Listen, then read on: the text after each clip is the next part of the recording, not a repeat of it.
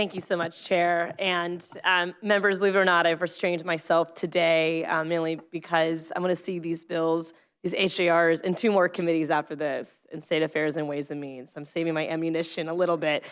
But I want to just uplift a few quick points that weren't already stated, and I'll do my best to be brief. So while we sat here, the Public Service Commission just approved one of the largest rate hikes in American history for FPL.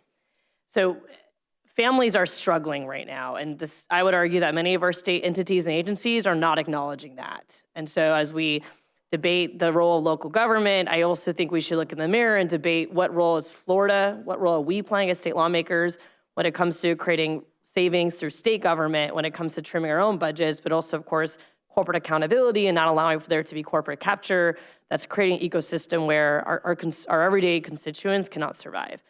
Now, with that said, the question was asked, what role does local government play? And the emphasis was on safety and infrastructure, which I don't think anyone disagrees with. But I would argue that the expectation from constituents, especially both on safety and infrastructure, has grown considerably over the years, partly because the federal government has pulled back on a lot of programs, not even just recently, I mean over the past several decades, from housing affordability projects and public housing to so many others, right? Where state and locals have had to step up to fill in the gaps. And that has included things like animal shelters, libraries, rental assistance programs, legal aid support. Those can count as safety. I mean, if we prevent homelessness in our communities, that is a safety concern for me. And as I was sitting here, I got an email from a woman. I volunteered. We provided a dinner for the homeless Sunday night in my district, and a woman I met just contacted me because she needs help with her rent tomorrow, or she's going to face an eviction.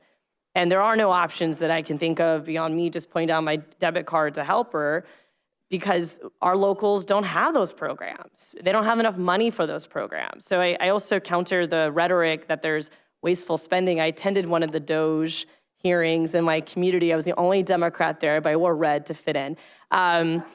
And I sat in the second row. They wouldn't let me sit at the front row. Thought that was scary, I guess. But I listened to the conversation, and the CFO was asked, can you give us an example of wasteful spending in the community that he was focused on? And he had no example.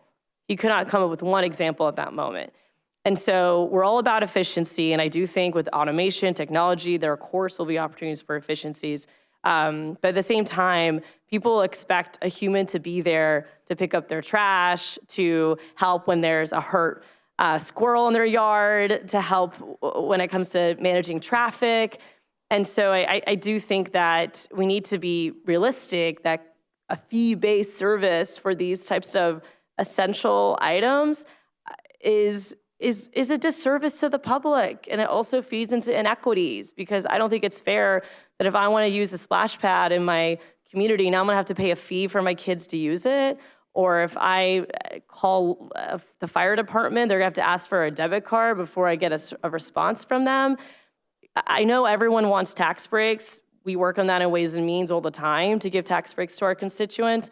But the reality is that if you were to ask that same voter, who, by the way, voted for us and voted for these local officials and trusted them to make these decisions too, we forget that sometimes. But if we ask this voter, would you be okay with a fee-based service to go to the public library or to go to a public park, I doubt they would say yes. So I'll just close with this point. Florida today is known as being the second most financially distressed state in the country, right after Texas. We have a lot to be proud of in this state, but my God, we also have a lot of problems we have to address. And Dr. Rich Templin spoke about that beautifully when it comes to the working class and our regressive tax structure. So I ask you to not make our regressive tax structure more regressive, and to really consider other approaches to this crisis. And I look forward to continuing that debate in the next 2 committee stops. So thank you, Mr. Chair.